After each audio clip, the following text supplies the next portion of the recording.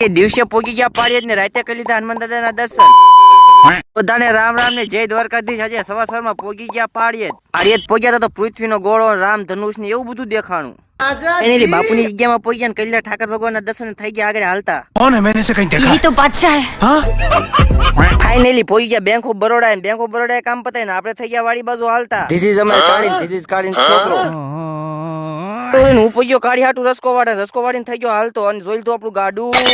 તો અમાર વાડીની બદામ કેટલી બદામ આવી, 1 2 3 માંથી તો ભાઈને બદામ લઈ જઈને ખાટી મીઠી બહુ લાગ્યો. બહુ મજા આવી. લટર પટર ખાટી મીઠી.